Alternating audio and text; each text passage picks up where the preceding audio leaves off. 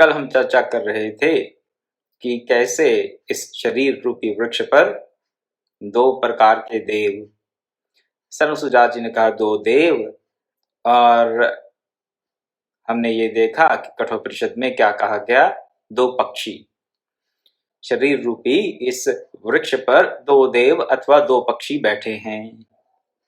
एक क्या करता है, एक भांति भांति के कर्मों में अनुरक्त होता है, भांति भांति के फलों को चखता है, उसकी संज्ञा है जीव।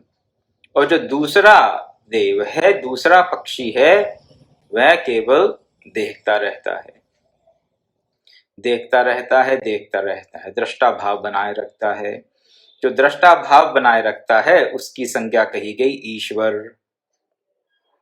वो ईश्वर कभी सोता नहीं, वो ईश्वर अपने दृष्टा भाव से कभी च्युत नहीं होता। और जब जीव रूपी पक्षी, जीव रूपी देव का ध्यान उस ईश्वर की तरफ जाता है तो उसको समझ आ जाता है कि ये जो कुछ भी दिखाई दे रहा है ये सब उसी की महिमा है। जो कुछ भी दिखाई दे रहा है सब उसकी महिमा है। समझ कब आता है? तब तक समझ नहीं आता जब तक अपनी इंद्रियों से प्रेरित होकर अपने मन के पीछे लगकर जीव भांति भांति के विषयों का आस्वादन करता रहता है, तब तक ये बात पल्ले नहीं पड़ सकती। बात ये पल्ले कब पड़ती है? जब मन स्थिर होता है, मन की स्थिरता के साथ साथ सब प्रकार के विषयों से विरक्ति होगी तो जीव रूपी देव अंतर्मुखी होकर अपने अंतर में बैठे हुए, अपने हृदय आकाश में बैठे हुए उस परमात्मा, उस ईश्वर रूपी देव का जब दर्शन करता है तो उसके साथ उसका तादात्म्य हो जाता है। इसके लिए एक और श्रुति वाक्य है जो मैं आपके सामने रखना चाहूंगा। शुक्ल यजुर्वेद के 32वें अध्याय का 12वां मंत्र है ये। शुक्ल यजुर्वेद के 32वें अध्याय का 12वां मंत्र। परिद्यावा पृथ्वी सद्य इत्वा परिलोकान परिदिशः परिस्वः ऋतस्य तंतुम पिततम विच्युत्य तद अपश्यत् तद अभवत् तदासीत्। इसका जो अंतिम भाग है इस मंत्र का, ये काफी प्रचलित है। क्या है अंतिम भाग? तद अपश्यत् तद अभवत् तदासीत्। क्या कहते हैं? वह उसको देख लेता है, वही हो जाता है। वो वही क्यों हो जाता है? क्योंकि वही है।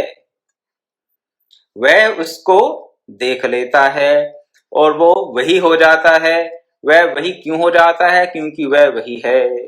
ये देखता कौन है और ये वह वही कौन है? इसका सीधी सीधी सी बात यह है कि यहाँ पर जो दो प्रकार के देव बताए गए, या इस शरीर रूपी वृक्ष में जो दो प्रकार के पक्षी बताए गए, एक जीव और दूसरा ईश्वर, उसी की बात हो रही है कि जब जीव ईश्वर को देख लेता है तो वो वही हो जाता है। लेकिन साथ ही में ये कहते वही हो जाता है, नहीं, ऐसा नहीं कि पहले अलग था अब हो गया। केवल अज्ञान मात्र था। अज्ञान क्या था कि मैं कुछ और हूं और वो कुछ है भी है या नहीं। जीव सोचता है कि मैं तो जीव हूं, मैं हूं, ये मालूम है, लेकिन ईश्वर है या नहीं उसके बारे में उसको ज्ञान ही नहीं होता। हम लोगों की भी यही हालत है। मान लेते हैं कि ईश्वर है, अच्छा चलो संत महात्मा कहते होंगे ईश्वर है तो ईश्वर होगा, हमने कौन सा भी देखा है। आम बोलचाल की भाषा में भी हम ये लोग कह देते हैं कई बार कि भगवान ने किसको देखा है, मर के कौन वापिस आया है, किसको पता मरने के बाद क्या होता है, इत्यादि इत्यादि। भगवान को किसी ने देखा है क्या? तो धारणा हमारी दृढ़ नहीं है भगवान के प्रति, ईश्वर के प्रति, परमात्मा के प्रति, उस परमात्मा सत्ता के प्रति, उस ब्रह्म तत्व के प्रति हमारी जो आस्था है वो दृढ़ नहीं है।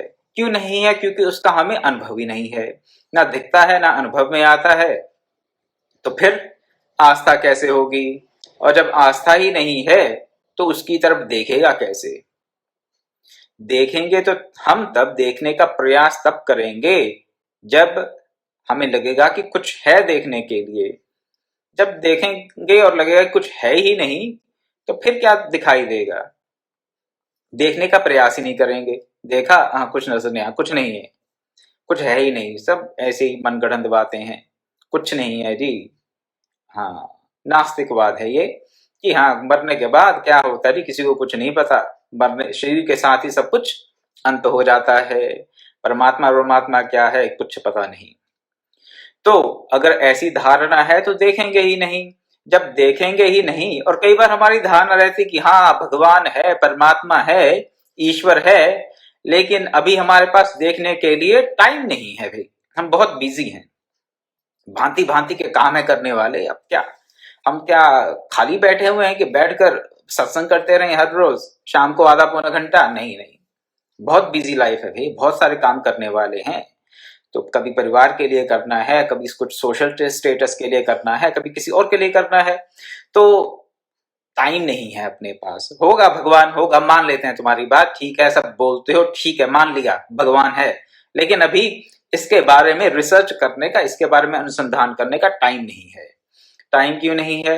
क्योंकि विषयों के प्रति अनुरक्ति है। लेकिन कई बार क्या लगता है, नहीं नहीं हम तो विषयों के प्रति अनुरक्ति नहीं है हमारी, हम तो लोक कल्याण के लिए काम कर रहे हैं, हम तो जन कल्याण के लिए काम कर रहे हैं, हम तो परिवार के पालन पोषण के लिए लगे हुए हैं, अपने लिए कुछ नहीं चाहिए। ये सब क्या है? ये है बहानेबाजियां हमारी। हमारी क्या? हमारे मन की। मन लाखों प्रकार की आपको देगा रीजंस, दलीलें देगा कि आत्म तत्व का अनुसंधान अभी क्यों नहीं करना चाहिए। और अगर उन दलीलों को हम सुनते रहेंगे तो सारा जीवन ऐसे ही निकल जाएगा, वो समय कभी नहीं आएगा।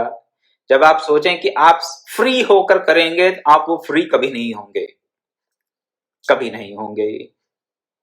क्यों? क्योंकि मन की वासनाएं कभी शांत नहीं होती, नहीं होती। यह चर्चा हम कुछ दिन पहले कर चुके हैं, इसी संसुजात पर्व में यह चर्चा हम कर चुके हैं कि मन की वासनाएं कभी शांत नहीं होती।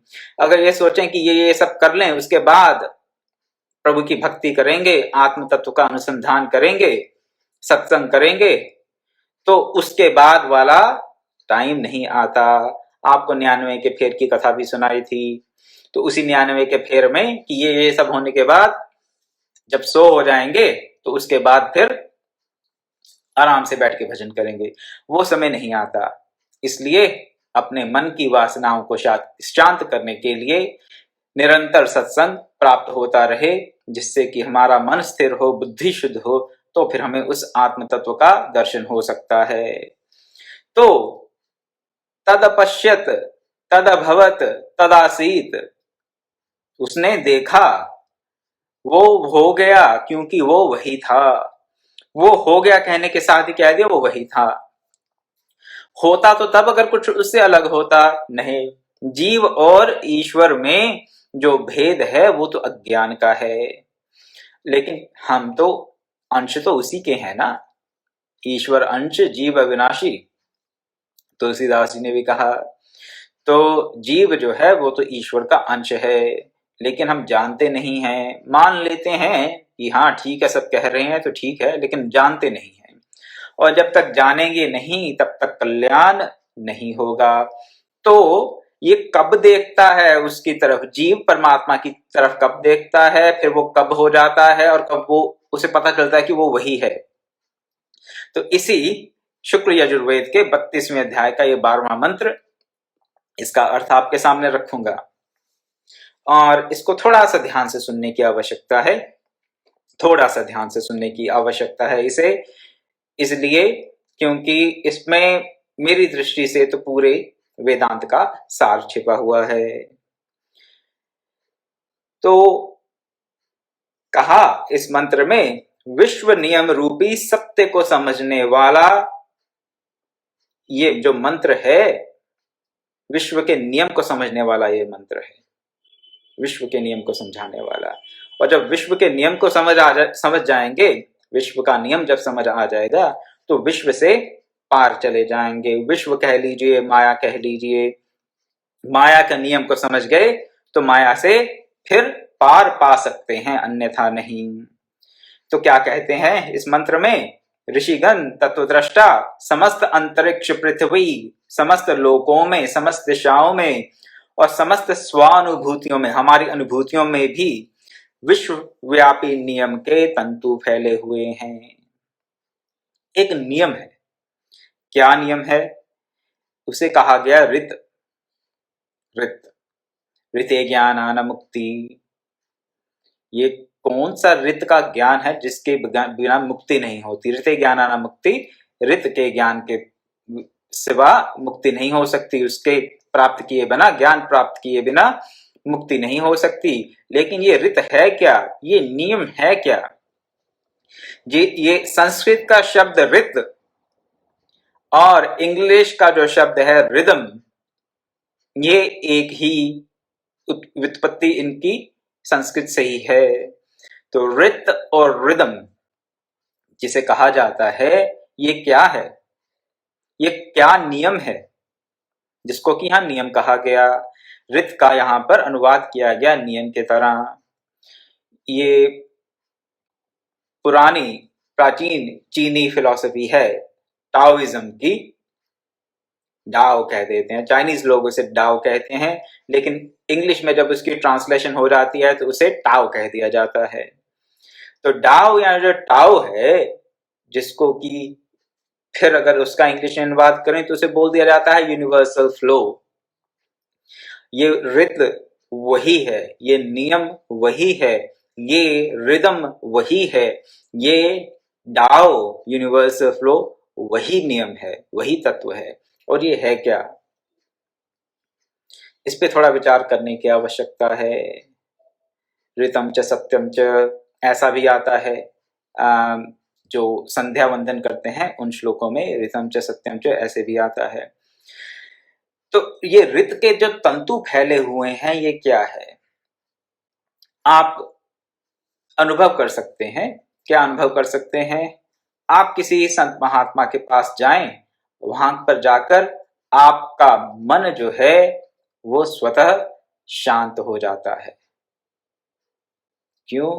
क्योंकि वहां पर जो ये ऋत है, ये यूनिवर्सल फ्लो है, उसमें किसी प्रकार का व्यवधान नहीं होता। एक सिद्ध महापुरुष के पास बैठकर आपके मन को जो परम शांति मिलती है, वो इसलिए मिलती है क्योंकि ये जो ऋत तत्व है, ये वहां पर कंटिन्यूअसली फ्लो कर रहा होता है, विदाउट एनी ऑब्स्ट्रक्शन। निरंतर प्रवाहित हो रहा है बिना किसी बाधा के। और अगर आप दुर्भाग्यवश किसी ऐसे व्यक्ति की संगति में बैठ जाएं जो बहुत प्रकार के पाप कर्मों में लिप्त हो, जिसका मन अशांत हो, आप उसके पास ही जाकर बैठें। आपको उससे कुछ पूछने की आवश्यकता नहीं है, कोई वार्तालाप करने की आवश्यकता नहीं है। ऐसा नहीं कि वो आपके प्रति कोई दुर्भावना ही रखता होगा, जरूरी नहीं है। आपको कोई अपशब्द ही कहे, जरूरी नहीं है। लेकिन ऐसे व्यक्ति के पास जाकर अगर बैठ गए, ऐसे व्यक्ति का संग अगर प्राप्त हो गया, तो भी क्या होगा? ये जो ऋत तत्व है आपके अंतर का, वो गड़बड़ा जाएगा। इंग्लिश में आजकल हम इसे कह देते हैं वाइब्स। वाइब्स कैसी वाइब्स? क्या, जैसे इंट्यूशन कह देते हैं हम कई बार। तो ये क्या है? ये वाइब्स और इंट्यूशन क्या है? ये ऋत तत्व है। अगर आप किसी कमरे में प्रवेश कर रहे हैं, किसी कक्ष विशेष में प्रवेश कर रहे हैं, और वहां के लोग अगर चुप करके भी बैठे हैं, झगड़ा करने के बाद चुप करके बैठे हैं, तो भी आपको पता चल जाएगा कि ये लोग झगड़ा करने के बाद अशांत मन से चुप बैठे हैं, शांत बैठे हुए हैं, कुछ बोल नहीं रहे, आप कुछ बताते नहीं हैं। लेकिन आप उस कमरे में, उस रूम में एंटर करते हैं तो आपको पता चल जाता है कि कुछ गड़बड़ है, कुछ बात हो गई है। और अगर आप किसी ऐसे कक्ष में प्रवेश करें जहां पर लोग ध्यान करने के बाद, मेडिटेशन करने के बाद शांत होकर बैठे हैं, तो भी आपको पता चल जाएगा, तो भी पता चल जाएगा। तो ये जो ऋत तत्व है, इस ऋत तत्व को हमें जानना है। और इस विश्वव्यापी नियम के जो तंतु फैले हुए हैं सर्वत्र, इस विश्वव्यापी नियम के, इस ऋत तत्व के, ऋत के तंतु फैले हुए हैं सब, जो इनको चीर कर पार दृष्टि वाला हो जाता है। देखिए इंट्यूशन तो हमें पता चल जाता है, किसी भी व्यक्ति को पता चल जाएगा। जैसे कि आपको अभी कुछ उदाहरण दिए कि कहाँ पर इंट्यूशन सही है गलत है, अच्छी बुरी का इंट्यूशन हो जाएगा। लेकिन ये जो रित तत्व है, ये जो यूनिवर्सल फ्लो है, यहाँ तक ही ज्यादातर फिलोसफीज गई हैं। जो ये टाओ ते चिंग की फिलोसफी है, टाओइज्म की, वो भी यूनिवर्सल फ्लो तक ही गई है। हमारे वेद क्या कह रहे हैं कि जो इस यूनिवर्सल फ्लो को चीर के इस विश्वव्यापी नियम के जो तंतु फैले हुए हैं, इन तंतुओं को चीर कर जो पार दृष्टि वाला हो जाता है, जो इससे परे देख सकता है, वो क्या हो जाता है, वो तत्काल उस सत्य को देख लेता है।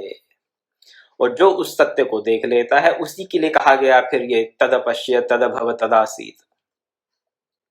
तो पहले तो हम इस ऋत तत्व को जाने, ऋत रूपी नियम को, संसार का जो नियम है जिसके तंतु हर जगह फैले हुए हैं, जहां तक संसार का पसारा है वहां तक ऋत तत्व फैला हुआ है। इस ऋत को जान जाएंगे तो फिर हम सत्य का दर्शन कर पाएंगे। ईशोपनिषद में भी एक मंत्र है, हिरण्यमेन पात्रेण सत्य सहापितम मुखम तप्तम पूवन पावृनु सत्य धर्माय दृष्टे। उसका भी यही अर्थ है, कुछ अलग नहीं कहा वहां पर।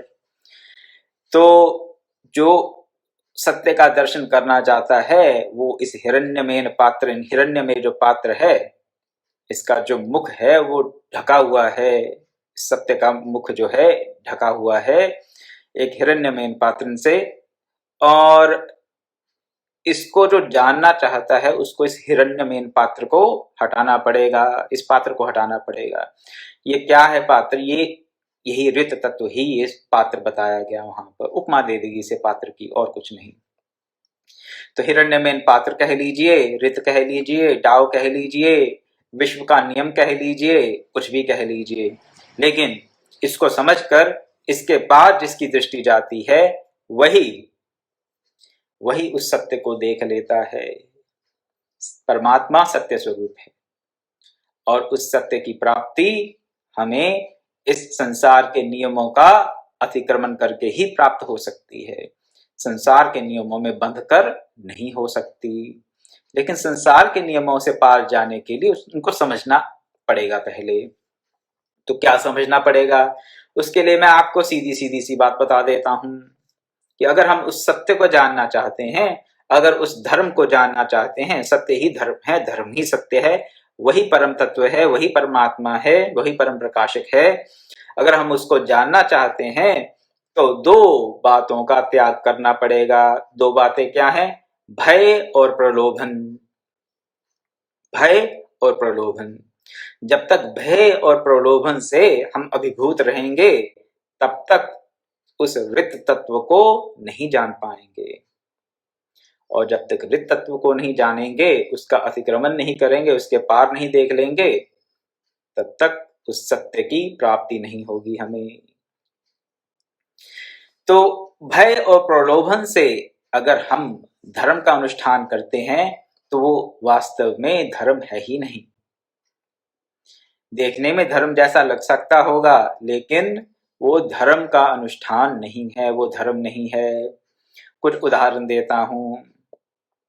अगर आप गाय को रोटी इसलिए देते हैं, किसी बुजुर्ग से मेरे कानों में ये वाणी पड़ गई कि हाँ, हम गाय को रोटी इसलिए देते हैं क्योंकि अगर अब गाय को रोटी देंगे जीते जी, 90 वर्ष के करीब के एक वृद्ध जन थे, तो आगे जाकर अगर अब रोटी देंगे तो आगे जाकर ही तभी हमें रोटी मिलेगी, यानी कि मरने के बाद हमको अन्न प्राप्त हो, इसलिए अभी हम गाय को रोटी दे रहे हैं।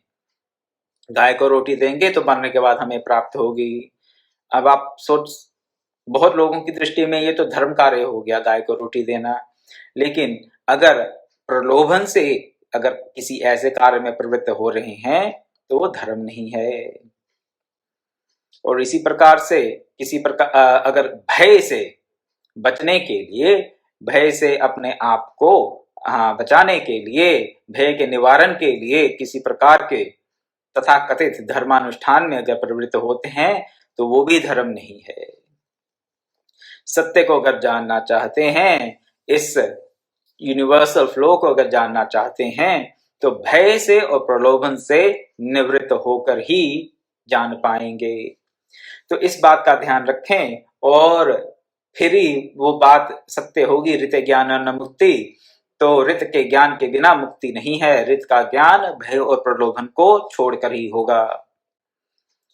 तो चाहे हम एकादशी का व्रत कर लें, अगर वो भी किसी भय या प्रलोभन से कर रहे हैं, तो वो हमारे, हाँ, हमें पुण्य की प्राप्ति तो हो जाएगी, और हो सकता है पुण्य लोगों की भी प्राप्ति हो जाए मरने के बाद, लेकिन उससे हम उस सत्य का दर्शन कर लेंगे, उस सत्य रूप परमात्मा में प्रतिष्ठित हो जाएंगे? नहीं नहीं, ये संभव नहीं है। देखिए, वेदों की बहुत चर्चा की अभी तक हमने कि वेदों में ऐसा बताया गया है, वेद सकाम धर्म का प्रतिपादन करने वाले हैं, और जो केवल सकाम कर्मों का प्रतिपादन समझता है, वो क्या है, वो वेदों का तात्पर्य नहीं समझता। ये कंक्लूजन हमने पहले ही निकाल लिया सनुसुजात की व्याख्या से, जो भी उन्होंने कहा उनके वचनों से। तो अगर अब हम एकादशी का व्रत करते हैं, किसी प्रकार का दान देते हैं, ऐसी बातें बताई जाती हैं, और सही है, आप पुत्र कामेष्टि यज्ञ करें, पुत्र प्राप्ति कर लें, इत्यादि इत्यादि, वो सब पहले विद्याएं थी, अब तो खैर नहीं है, अब तो उन सबका लोप हो गया। लेकिन अगर अब भी सकाम कर्म करते हैं, तो सकाम कर्मों से पुण्य की प्राप्ति हो सकती है, इसमें कोई संदेह नहीं है। लेकिन उसको धर्म कहना मेरी दृष्टि से ठीक नहीं है, क्योंकि धर्म तो सत्य है, और सकाम कर्म भय से या प्रलोभन से किए गए कर्म धर्म नहीं हो सकते, क्योंकि वो सत्य की तरफ हमें नहीं लेके जाते। वो किसकी तरफ लेके जाते हैं? ये जो, हाँ, क्षीण होने वाले जो पदार्थ हैं, जो भोग हैं, उनकी तरफ लेके जाते हैं। और जो कर्म, जिस तथाकथित धर्म जो क्षीण होने वाले भोग पदार्थों की तरफ लेके जाते हैं, चाहे इस जन्म में और चाहे मरने के बाद, जैसे भी आपकी धारणा हो, क्षीण होने वाले भोग पदार्थों की तरफ जो आपको लेके जाते हैं, वो धर्म नहीं हो सकता, क्योंकि वो आपको उस अविचल सत्य में प्रतिष्ठित करने में सक्षम नहीं है। तो एकादशी का भी अगर व्रत करते हैं, ऐसा कहीं कहीं सुनने में आ जाता है कि हाँ, एकादशी के दिन अगर आप इतना अन्न दान करेंगे, तो वैकुंठ जाने के लिए मरने के बाद आपके सामने रथ आएगा, आप रथ में जाएंगे वैकुंठ। तो ये सब बातें, चलिए, पाप कर्मों से निवृत्ति के लिए तो ठीक है, हम पाप आत्मा ना बने उनके लिए तो ठीक है, हम पुण्यात्मा बन जाएं उसके लिए भी ठीक है, लेकिन ये हमें सत्य के दर्शन नहीं करा सकते इस प्रकार के कर्म। तो कुछ भी करें, किसी प्रकार का जप करें, व्रत करें, तप करें, निष्काम भाव से करेंगे, तो निष्काम भाव से करने के बाद मन स्थिर होगा, आत्मशुद्धि होगी, बुद्धि शुद्ध होगी, और शुद्ध बुद्धि से, निश्चयात्मिका बुद्धि से, फिर हम उस परम तत्व को प्राप्त करने के अधिकारी बन सकते हैं, ईश्वर कृपा से, भगवत कृपा से, गुरु कृपा से। लेकिन जब तक भय और प्रलोभन में घूमते रहेंगे, तब तक ये संभव नहीं है। तो ये बात याद रखें कि पापात्मा होने से तो बेहतर ही है कि पुण्यात्मा हो जाएं भय या प्रलोभन से। पुण्यात्मा, देखिए, पापात्मा क्या, जीवात्मा तो सबसे पहले कामात्मा रहता है, कामनाओं से अभिभूत होकर कर्म करता है, कामनाओं से अभिभूत होकर कई बार पापात्मा भी बन जाता है, ज्यादातर तो पापात्मा ही बन जाता है। जब कामनाओं को थोड़ा बहुत कंट्रोल कर लेता है, तो फिर प्रलोभन से पुण्यात्मा बन जाता है। वेद जैसा बताते हैं, या अन्य धर्म ग्रंथ, हमारे आजकल के पुराण जैसा बताते हैं, ऐसा ऐसा करने से श्रावण में अगर आप शिव की आराधना करते हैं तो इस फल की प्राप्ति होगी, इत्यादि इत्यादि। तो किस महीने में कौन से दिन, कौन से एकादशी को, कौन से अमावस्या को, कौन सी पूर्णिमा को क्या करें तो क्या प्राप्त होता है, इस प्रकार के जितने भी विधि विधान है, ये सकाम कर्म है सब। इससे व्यक्ति पुण्यात्मा बन जाता है। लेकिन पुण्यात्मा बनकर अगर वहीं रुक गए तो फिर मुश्किल है, उससे आगे बढ़ना पड़ेगा। पुण्यात्मा होने का तो केवल इतना ही तात्पर्य है कि हम पापात्मा ना हो, अधोगति ना हो हमारी। पुण्यात्मा होने के बाद क्या बनना पड़ेगा हमें? हमें बनना पड़ेगा धर्मात्मा। पुण्य के बाद धर्म, धर्म पे चलेंगे। धर्म पे चलेंगे तो फिर उस महान आत्मा, उस परमात्मा से हमारा संबंध स्थापित हो जाएगा। तो फिर धर्मात्मा से बन जाएंगे महात्मा। महात्मा क्या? जिसका जिसका उस महान आत्मा, उस परमात्मा के साथ जिसका संबंध स्थापित हो गया है, वो धर्मात्मा है। और अगर धर्मात्मा बने रहे, उस अवस्था से च्युत ना हुए और आत्मा अनुसंधान करते रहे, तो फिर धर्मात्मा से क्या बन जाएंगे? विश्वात्मा। कामात्मा, जीवात्मा क्या हो सकता है? कामात्मा तो है ही। कामात्मा होने के नाते पापात्मा होने का बहुत चांसेस रहते हैं कि पापात्मा हो जाएगा। हाँ, किसी प्रकार के प्रलोभन से, किसी प्रकार के सकाम अनुष्ठान से वो पुण्यात्मा हो सकता है। पुण्यात्मा से वो धर्म को अगर जान जाएगा, धर्म में उसकी प्रवृत्ति होगी, तो फिर धर्मात्मा हो जाएगा। धर्म में प्रवृत्ति होने के साथ साथ अगर वो परमात्मा से अपना संबंध स्थापित कर लेता है, तो फिर महात्मा हो जाएगा। और अगर फिर महात्मा होकर वो उस परम तत्व में अपने आप को प्रतिष्ठित कर लेता है या कर लेती है वह आत्मा, तो वो फिर विश्वात्मा हो जाएगी। और यही इस मानव जीवन का लक्ष्य है। तो रित को जाने, रित को जानकर रित के परे देखें, तो सत्य के दर्शन होंगे। उस हिरण्य में पात्र को हटाने में हम सक्षम हो सकते हैं, अवश्य हो सकते हैं। लेकिन सबसे पहला स्टेप क्या है? भय से या प्रलोभन से प्रेरित होकर किसी भी प्रकार के कार्य में प्रवृत्त न हो। भय को भी छोड़ दें, प्रलोभन को भी छोड़ दें। ये काम सबसे पहले करें। आगे फिर बताते हैं सनुसुजात जी कि सब कुछ जो है ये उसी ब्रह्म तत्व से, बहुत से एग्जाम्पल दे रहे हैं आगे कि देवता हैं, पृथ्वी है, आकाश है, दिशाएं हैं, लोक समुदाय हैं, सब शुद्ध ब्रह्म से आ रहे हैं। शुद्ध ब्रह्म ही सब इनको धारण किए हुए है, धारण किए। उसका इन सब का आधार शुद्ध ब्रह्म ही है और कुछ नहीं है। और उसी से फिर सरिताएं प्रवाहित होती हैं, बड़े बड़े समुद्र प्रकट होते। बहुत से एग्जाम्पल दिए यहाँ पे, बहुत से उदाहरण दे रहे हैं। 100 बातों की एक बात क्या है? जो कुछ भी है, जो कुछ भी हमें लगता है कि है, वो ब्रह्म में ही अवस्थित है, ब्रह्म से ही प्रकट हुआ है। ये बड़ी विडंबना की बात है कि जिसको हम अनिर्वचनीय कहते हैं, सिद्धांतिक रूप से जो अनिर्वचनीय है उसी का ही हम विवेचन कर रहे हैं। और विवेचन तो कर रहे हैं, सनुजा जी की बात सुन रहे हैं कि वो हमें क्या कहने की कर रहे हैं चेष्टा, क्या समझाने की चेष्टा कर रहे हैं। लेकिन साथ ही साथ मेरे मन में बार बार ये भी बात आती रहती कि कुछ भी कह लें उसको शब्दों से पकड़ नहीं सकते, इस बात को ना भूलें। तो जो कुछ भी कहा जा रहा है वो तो केवल इंडिकेशन मात्र है।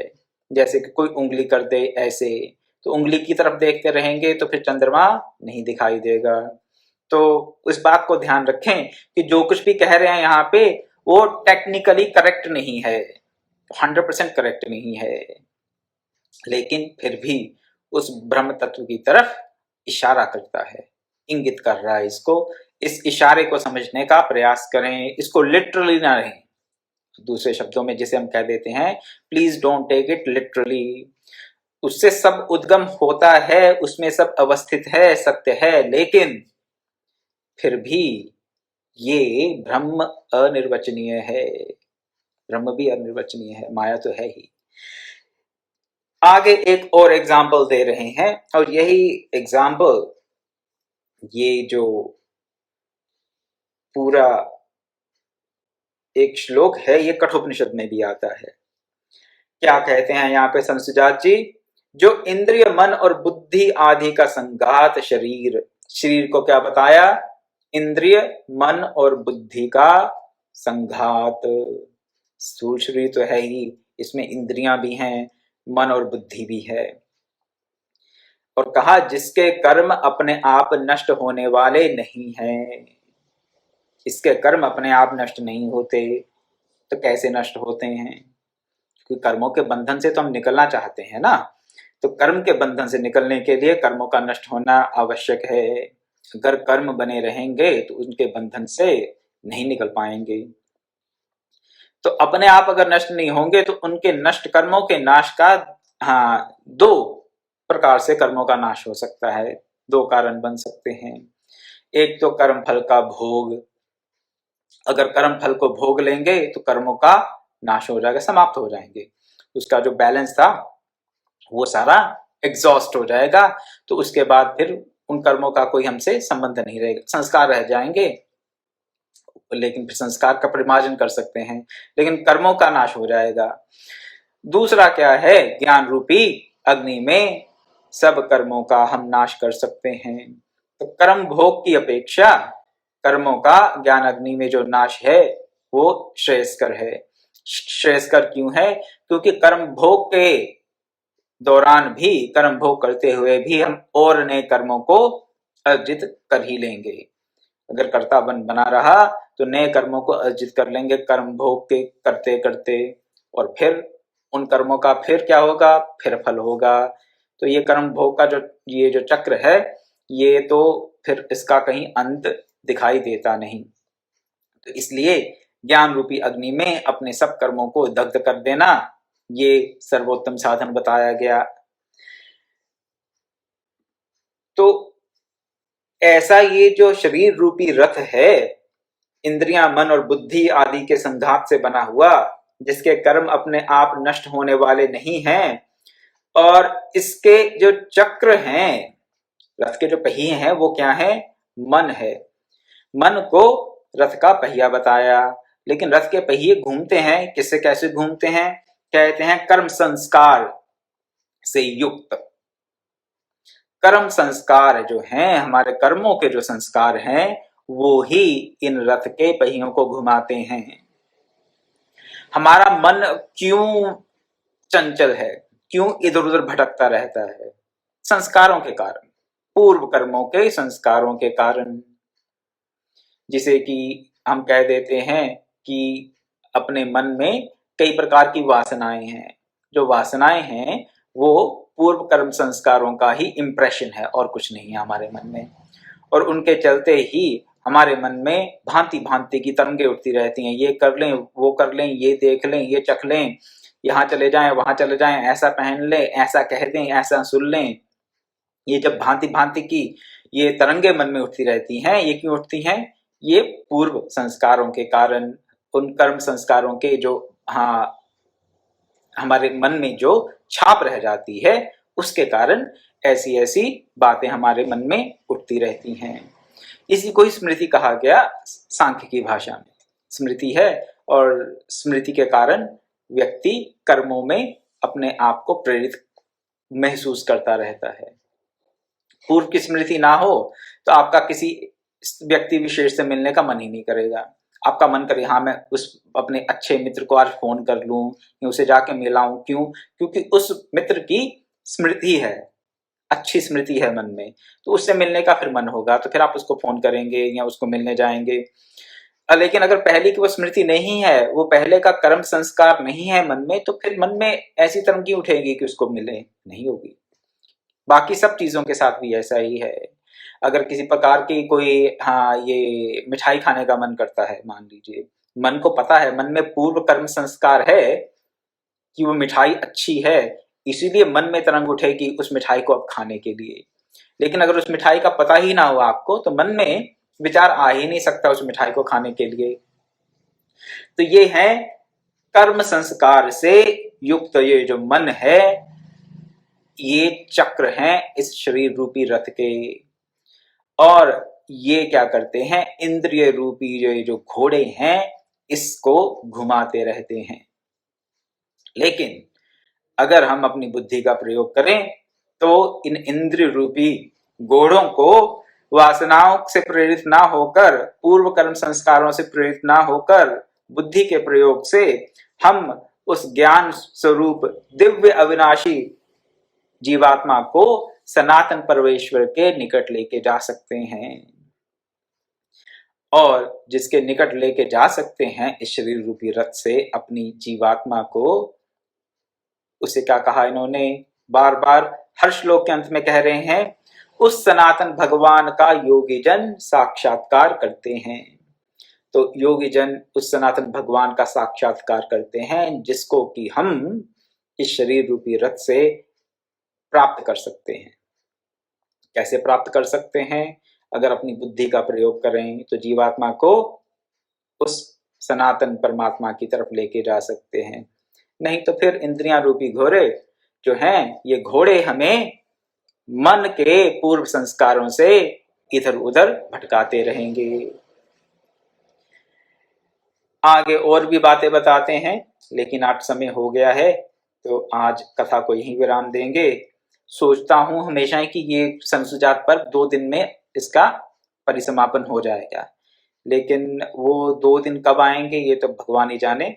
वैसे हम अंतिम अध्याय में हैं संसुजात पर्व के, लेकिन यहाँ पर कुछ चर्चाएं ऐसी हैं जो कि जल्दी जल्दी से करने में वो उसका तात्पर्य स्पष्ट नहीं होगा। तो इसलिए धैर्य बनाए रखें। आप लोगों का बहुत धैर्य है और सत्संग में बहुत रुचि है, इसलिए मैं भी समय लगाकर इन बातों को आपके सामने रखने का प्रयास कर रहा हूं। ओम पूर्णमदः पूर्णमिदं पूर्णात् पूर्णमुदच्यते पूर्णस्य पूर्णमादाय पूर्णमेवावशिष्यते। ओम शांति शांति शांति। हरि ओम तत्सत्।